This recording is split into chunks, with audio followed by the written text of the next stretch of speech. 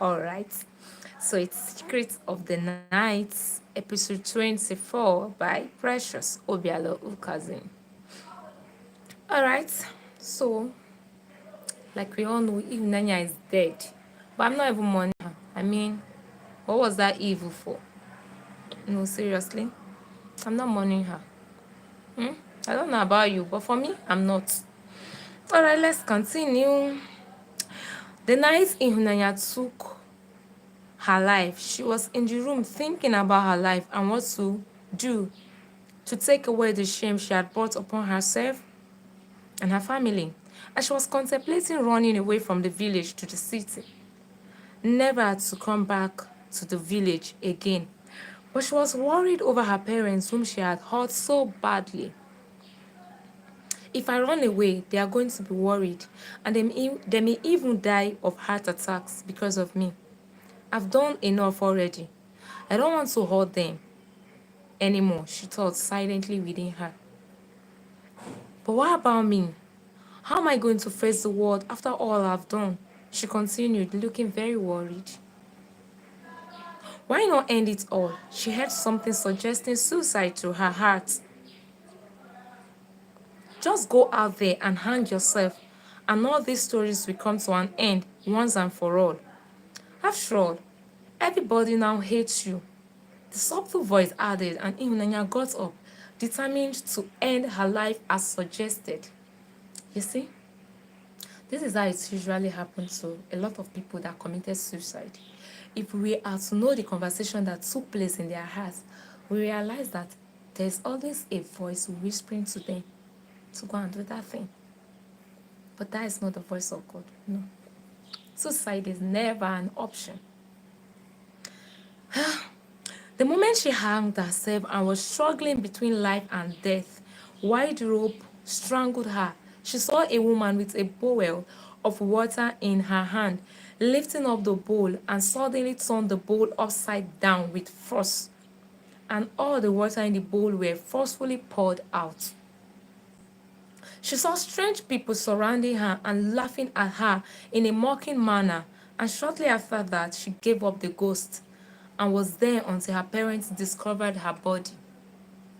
Mazobi sat down on the ground weeping like a woman who had just lost her husband, as his friends and other sympathizers came to console him.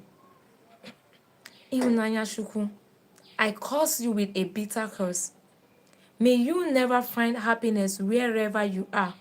For this shame and disgrace you have brought into my home. He pronounced curses, pointing at where Ihunanya's body was lying lifeless.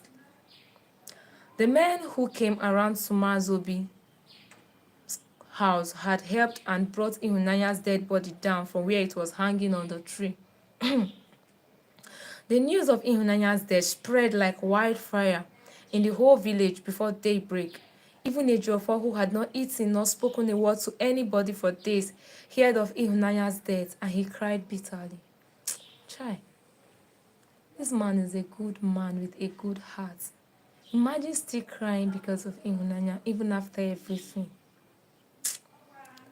The Igwe refused that Ihunanya's corpse be buried on any land in Obinagu, as Maziobi's family had been asked to leave the land. Hearing that Ihunanya also committed suicide was another evil, and the Igwe gave a decree that no man from Obinagu should have anything to do with Maziobi's family, stating that they have been cursed by the gods of the land. Please have mercy on us. We would leave, but we can't pack all these things along with us. Maziobi pleaded with the guards who came to throw them out of their house. The Igwe has ordered us to do this, and we cannot do otherwise. So leave so we can burn down this house. The chief guard replied, and they picked the few things they could carry. Obidia was so weak to lift herself that she could not even carry any of the property from the house, except her husband, who picked a few things for the two of them. He also lifted Ihunanya's lifeless body on his shoulder while carrying another bag on the other hand as they walked away, not knowing their destination. God. The people watched them helplessly, but no one could render any help as the Igwe had made a decree that no villager should help or have anything to do with the accursed family.